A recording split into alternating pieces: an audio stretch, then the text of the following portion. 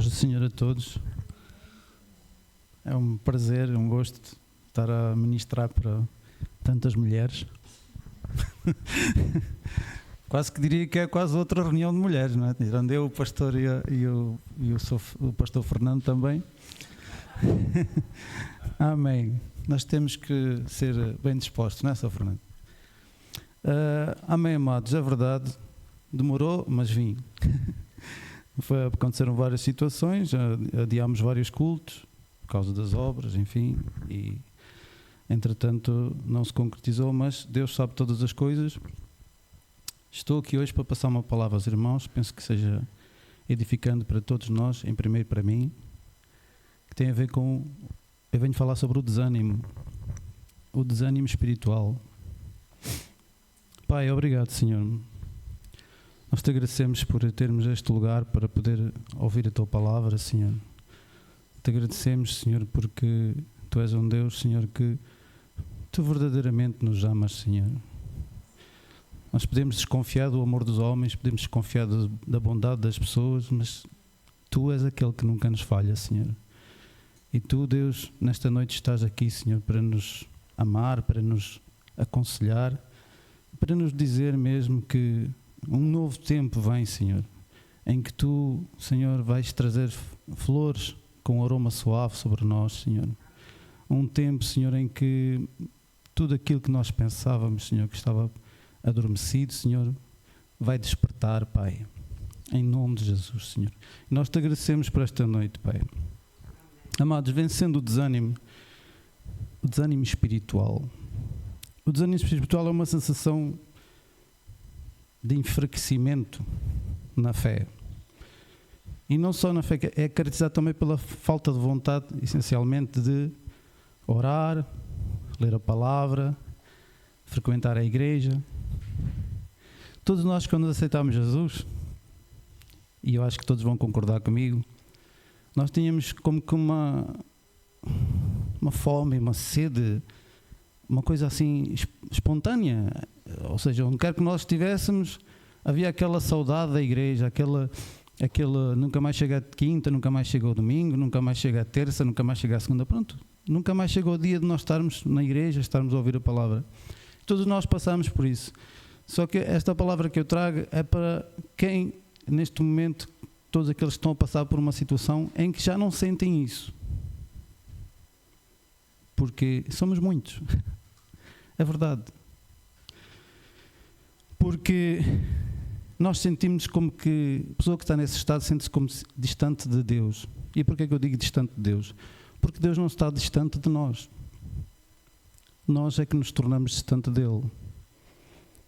E há diversas situações na nossa vida, em nosso dia a dia, que nos fazem com que nós começamos a ficar mornos espiritualmente. Começamos a ficar frios até. Aquele prazer que nós tínhamos de falar de Jesus a alguém na rua, parece que já se esvaneceu, já perdemos a coragem, já perdemos a iniciativa, não temos aquela iniciativa de ter com a pessoa e dizer, olha, não.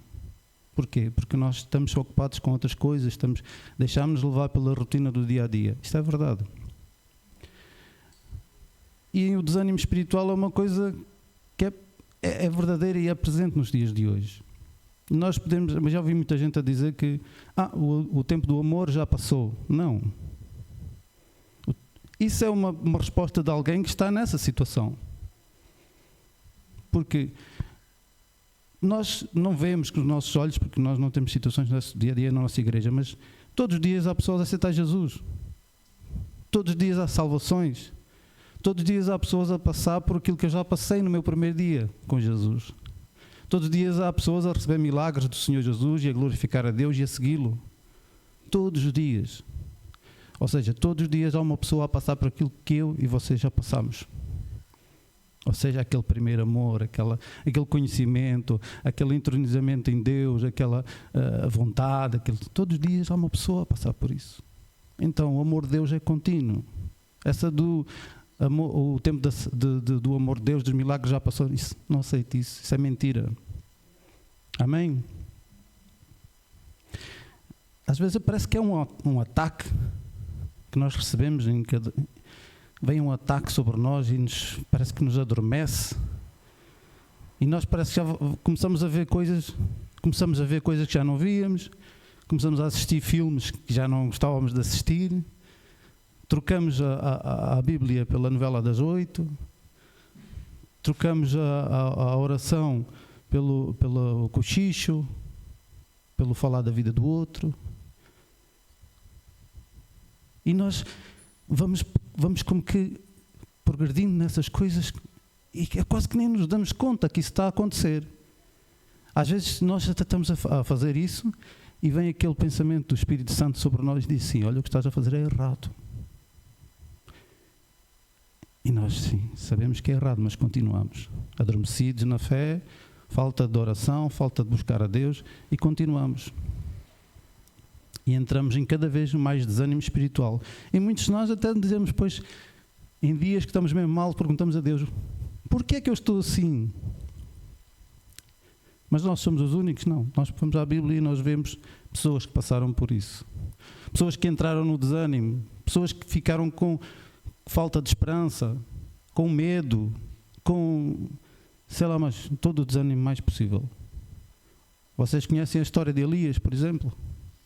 Um homem que tinha uma ousadia enorme, aniquilou todos os profetas falsos daquela terra e de repente, só porque recebeu um ameaço que ia ficar sem cabeça, entrou em desânimo profundo, pediu a morte, inclusive a Deus, para ele mesmo.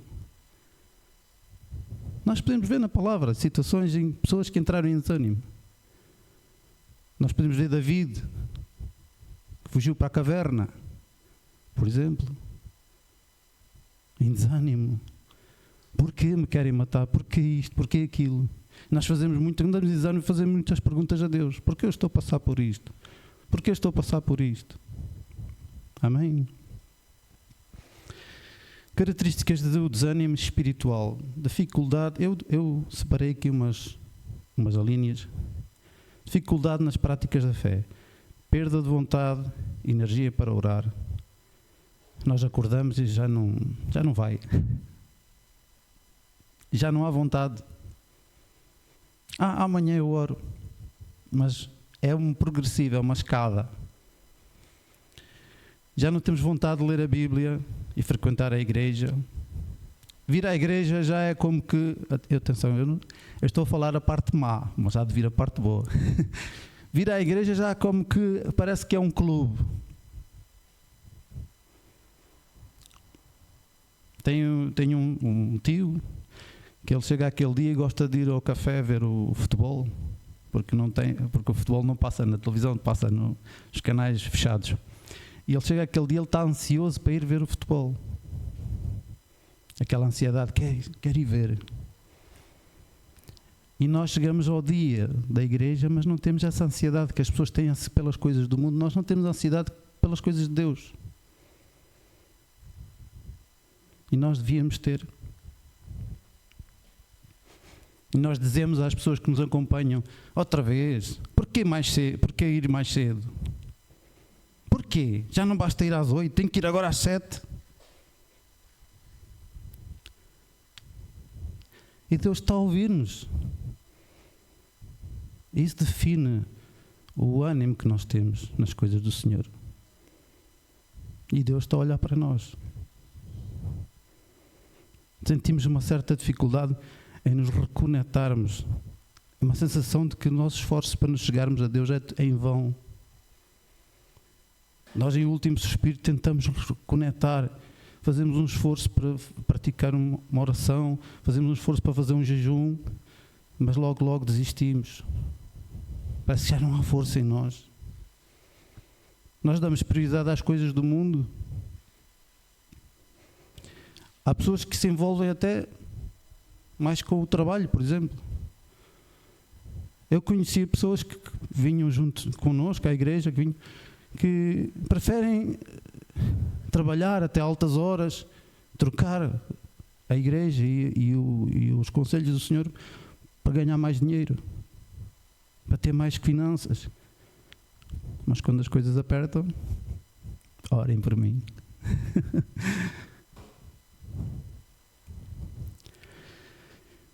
Começamos a focar-nos mais no negativo. Começamos a ter medo das doenças. Ai, aquele ficou doente. Ai, será que eu também vou ficar? Porque estou afastado de Deus. Começamos a ver coisas na internet. Começamos a ver cancros e coisas, isto e aquilo. E começamos a sentir medo. Parece que já não temos aquela sensação de proteção de Deus. Não temos noção que Deus está-nos a proteger, que Deus está connosco. Jamais te deixarei, desampararei. Perdemos essa visão. Confiamos mais nas doenças, confiamos mais nas tempestades da vida do que em Deus. Se vem um médico e nos diz que isto é mau, que você pode ficar doente, a gente acredita no médico, mas se vem Deus e diz, não, eu estou aqui para te proteger, já não existe isso.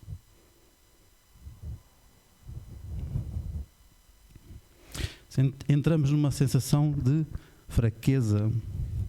A pessoa começa-se a sentir debilitada, abatida, afligida e até começa a manifestar coisas físicas. Dores de cabeça, dores de estômago. Vocês sabiam disso? Quando nós estamos fracos espiritualmente, o nosso corpo começa a manifestar-se. E nós dizemos, por que me dói tanto a cabeça? Já vi pessoas a vir à igreja que não queriam vir. Não queriam vir, mas vieram empurrados. E quando iam a sair quando estavam aqui na igreja, dói-me tanto a cabeça. Por que me dói tanto a cabeça? Ou então outros ficam com sono. Vocês nunca viram? Eu já vi.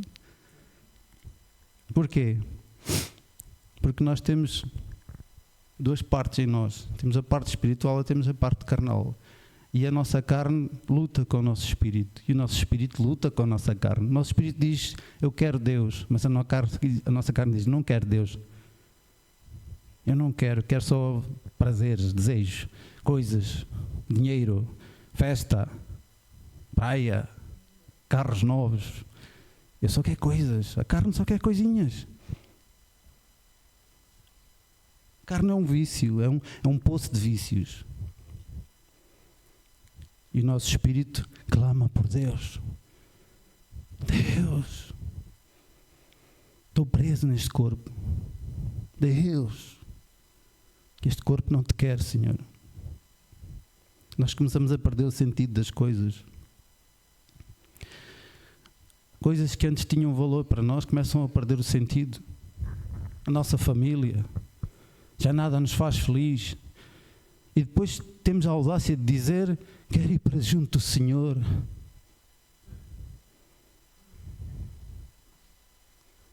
Deus não quer junto dele. Deus quer que tu faças as coisas aqui neste mundo, cara.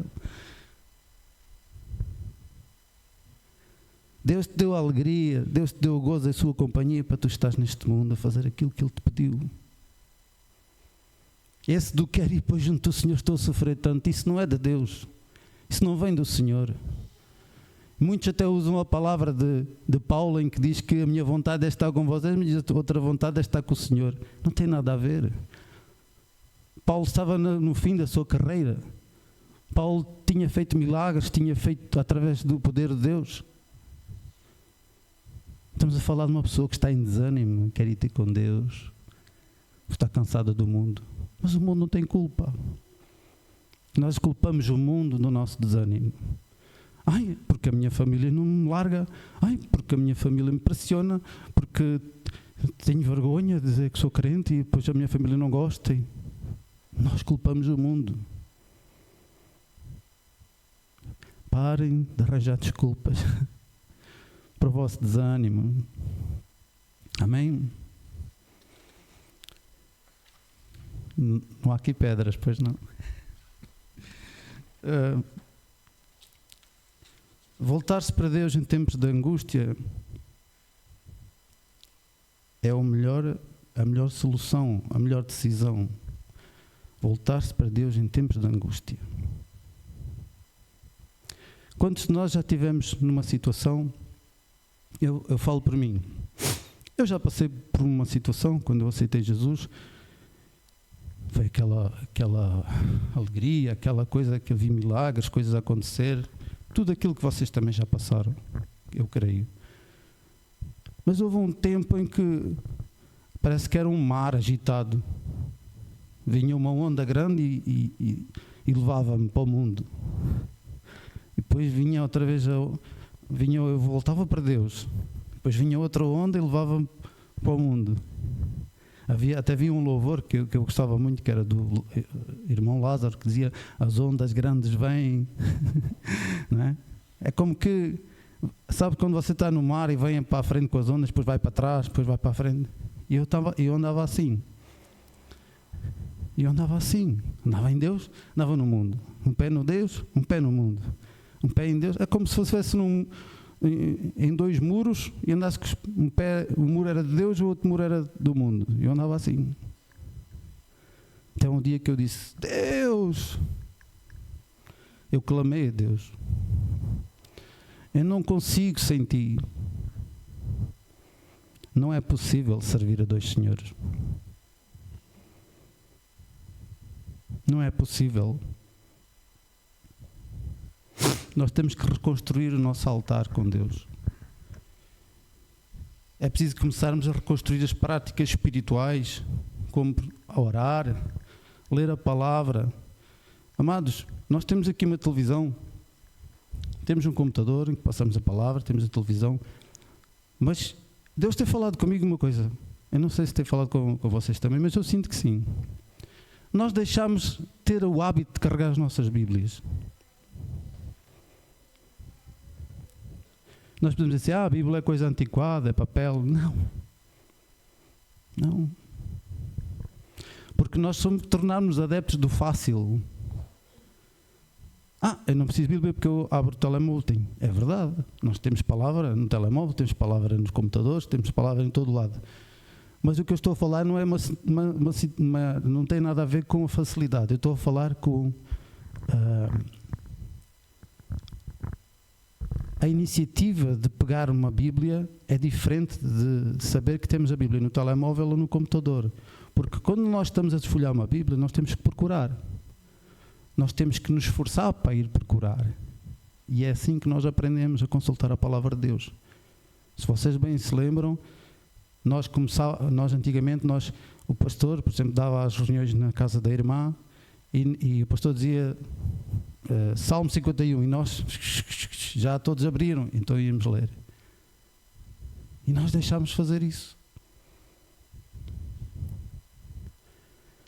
Voltámos para o fácil. Se alguém passa a palavra, eu não preciso de carregar a Bíblia, não preciso. Eu acho que isso nós devíamos voltar a consultar a nossa Bíblia em papel. Amém? Uma forma também de nós... Agora vou começar a entrar nas coisas boas. Uma forma de nós começarmos a sentir novamente o gozo, a alegria, a sensação de que somos úteis para Deus, é trabalhar na casa de Deus. Ainda agora assistimos aqui a uma reunião em que estava a ser discutida uma forma de trabalhar na casa de Deus. Isso é bom. Porquê? Porque nós podemos pensar assim: vou ter que fazer algo, vou ter que ficar com as crianças, vou ter que... não tenho jeito nenhum, mas pronto, precisam de pessoas, não sei o quê. Mas se você está a perceber, você está, como a pastora disse, e com razão, toda a razão, você não está a fazer um trabalho para si mesmo, você não está a fazer um trabalho para o pastor, você não está a fazer um trabalho para a pastora, você não está a fazer um trabalho para ninguém aqui, você está a fazer um trabalho divino. E esse trabalho vai trazer coisas boas espirituais para si. Grande parte de filhos de Deus que se tornaram pastores nasceram no ministério infantil. Porquê? Porque começaram a receber dons que até aí desconheciam. E começaram a entronizar-se, a ensinar o ensino da palavra, o ensino das boas ações, e etc. E daí nasceram grandes pastores de Deus. Então, trabalhar na obra de Deus é um meio para nós nos edificarmos em Deus, para nos sentirmos úteis, para nos sentirmos fortes em Deus. E eu apoio tudo isso. E não só no ministério infantil, mas, por exemplo, aqui há um ano atrás, nós andávamos aqui com obras e eu andava ali a fazer aquela parede que está ali de branca, de madeira, e havia um irmão nosso que estava bastante abatido, andava muito abatido, andava desanimado, e Deus disse: chama-o para te ajudar. Fazer algo para Deus faz com que a pessoa se sinta útil, com que a pessoa se sinta bem. Estão-me a chamar para eu ajudar na casa do Senhor, é porque Deus se interessa por mim. A pessoa sente-se útil. Daí o nosso desejo de fazer algo. As pessoas que querem estar mais perto de Deus, mais coisas de Deus, daí o desejo de fazer algo na casa do Senhor. Amém? Eu quero que vocês, todos vocês, eu também tenho desejo de fazer algo na casa do Senhor. Eu lembro-me que a irmã fazia os cortinados, o outro irmão fazia o palco, o outro irmão fazia...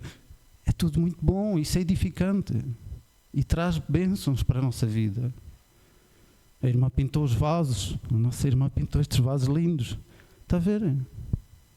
É bom. E isso é uma maneira de nós voltarmos a nos aproximar a sair do desânimo. Amém? Louvar a Deus também é uma forma de nós sairmos do desânimo. Quem mais? Vocês podem dizer isso, não é?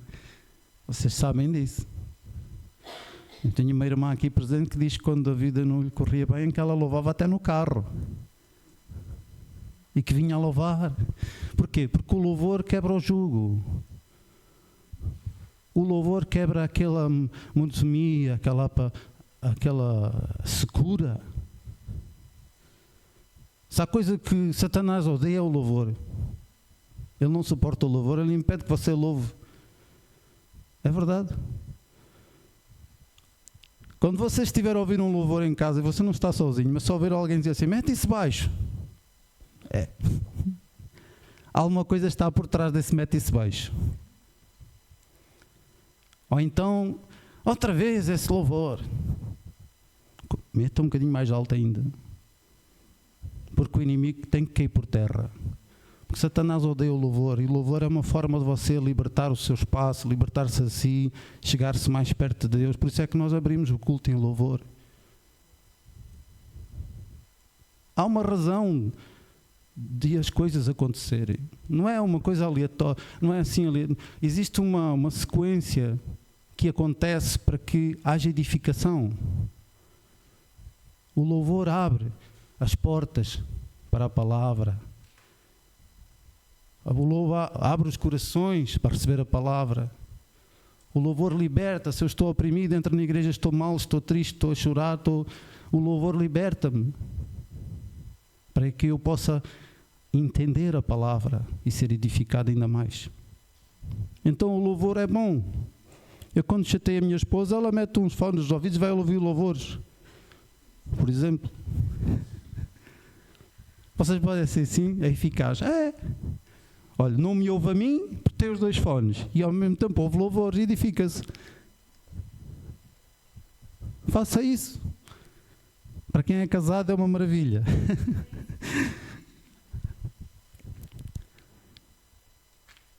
Examine o seu coração. É importante nós identificarmos as causas do desânimo. Quais são as causas do desânimo? Eu certa vez perguntei a uma pessoa: porquê que tu te desanimas? Porquê que tens Jesus e estás tão desanimado? Já fizeste tantas coisas para Deus, já te ia falar de Jesus a tanta gente, já vi pessoas a serem salvas, a entregarem as suas vidas ao Senhor pelas tuas palavras, por aquilo que tu disseste. Porquê que estás tão desanimado? E a pessoa disse assim: porque eu vejo as outras pessoas com tantas coisas, felizes, e eu não tenho nada. Ou seja, a pessoa está num desânimo que já começou a cobiçar aquilo que é do próximo. E já começou até a pensar: eu que sou crente, tenho Deus, supostamente, não tenho as coisas que aquele que não é crente tem. Então isso quer dizer que ele é mais abençoado que eu. Errado. Jesus diz: o que vale ganhar o mundo e não salvar a sua alma. Não há tesouro maior que nós possamos ter, que é Jesus na nossa vida. Amém? Você não fica até decepcionado. Você começa a priorizar os seus desejos de ter coisas, em vez de priorizar os desejos do Senhor. Você tem 50 mil euros no banco, vamos imaginar, que eu sei que pode até ter mais. Mas você faz planos para a sua vida. Vou fazer isto, vou fazer aquilo, vou fazer uma casa, vou comprar um carro, 2, 3 carros, um para o filho, outro para... E Deus? Priorizar a minha vida. E aquele Deus que você disse que, Senhor, eu te seguirei por toda a minha vida, entregue-te o meu viver. Nós até cantamos louvores que dizem coisas maravilhosas para o Senhor. Dou tudo a ti. E Deus? E Deus? Olha, e a igreja? Precisa de cadeiras novas? Precisa de... Então, o seu desânimo tem um motivo. Qual é a prioridade da sua vida? Amém? Nós somos egoístas com Deus. Somos.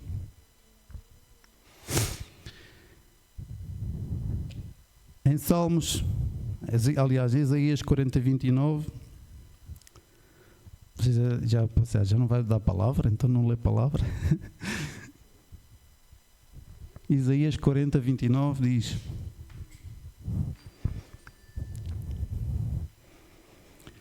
que o Senhor nos dá vigor ao cansado e multiplica as forças ao que não tem nenhum vigor. Se vocês forem ver a história de Elias, o homem desanimado, com vontade de morrer, vocês vão ver que o anjo do Senhor cuidou dele. Logo a seguir o anjo veio e serviu, cuidou dele, ou seja, Deus cuidou dele. Deus disse: eu estou aqui, não estás sozinho. E Deus também diz esta noite a ti e a mim: não estás sozinho. Deus está sempre com você. Deus está sempre connosco. Nós é que estamos com umas palas que não conseguimos ver o favor do Senhor na nossa vida. É verdade. E eu digo mesmo a vocês que estão desanimados: não desanimem. Levantem o vosso rosto para o Senhor.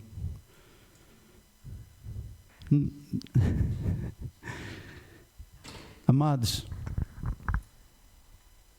os tempos são maus e nós sabemos, segundo a palavra, que os tempos são maus. Nós temos visto estes dias que a palavra está-se a cumprir à nossa volta. Os filhos matam pais, não é? Coisas assim horrendas que acontecem à nossa volta. Nem é preciso nós irmos para o outro lado do mundo e ver as guerras que há. Aqui mesmo à nossa volta nós estamos a ver coisas que a palavra nos alerta sobre isso nos últimos tempos. Os tempos são maus. E nós pensamos assim: como pode ser isso? Está escrito. Vá lá ler. Está escrito. E esse tempo nós estamos a viver, esse tempo nós temos que ainda nos levantar mais para Deus. Deixemos o desânimo de parte. Vamos deixar dos mimimis, das murmurações, de ai, sou uma miserável, ai, eu já não dou nada, Deus não quer nada comigo. Feche os ouvidos, bata ao pé Satanás, ele não tem autoridade sobre os seus pensamentos, em nome de Jesus. Se Deus o chamou, se Deus a chamou, é porque é para você fazer aquilo que Deus chamou para fazer. Pare de dizer que é um infeliz, que não tem solução, que já passou o tempo. Amados, nós vamos ver a palavra do Senhor.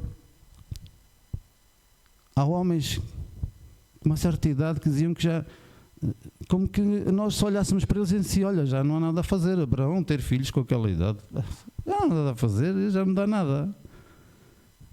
Mas Deus é assim, amados. Deus torna aquilo que é impossível aos nossos olhos possível.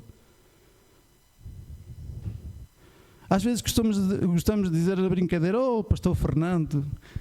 Mas Deus é capaz de pegar num Sr. Fernando e torná-lo um pastor. Há impossíveis para Deus. Quem diz o Sr. Fernando diz outra pessoa. Porque Deus confunde, né? Vocês conhecem o poder de Deus, nem preciso estar a dizer.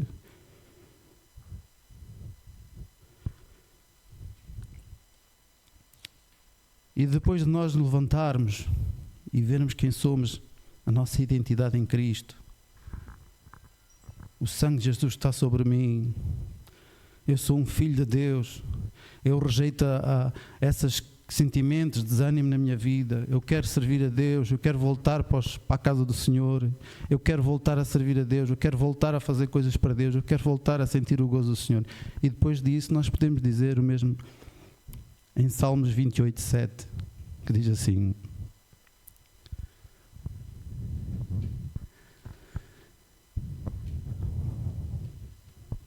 Salmos 28:7. O Senhor é a minha força e o meu escudo. Nele confiou o meu coração e fui socorrido. Não é maravilhoso? Pelo que o meu coração salta de prazer e com o meu canto o louvarei. Amém? E depois também 1 Pedro 5:10.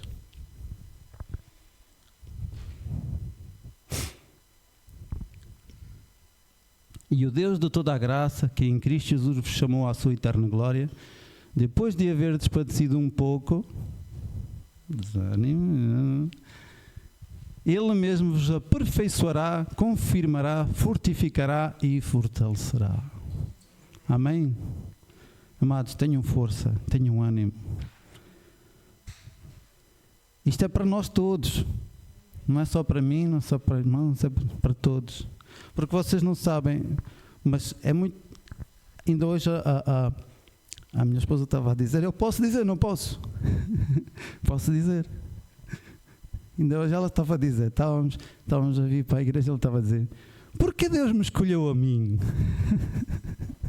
É tão difícil servir a Deus. E ela disse isso, mas ela não disse isso é difícil em termos materiais e nada disso. Ela disse que é difícil por causa da opressão do mundo. Porque você se vai falar de Deus a alguém, você pode ser apedrejado, sei lá. É difícil servir a Deus. E os pastores sabem que é difícil servir. É um caminho que não é fácil. Porque se nós pensamos que vamos aceitar Jesus para ter riqueza, para andarmos sempre com o bolsinho cheio de dinheiro, para andarmos sempre alegres, sempre que as pessoas nos amam todos e nos dão um abraço, isso, você está muito enganado. Olha, vai ter que ter mais espaço para as facas.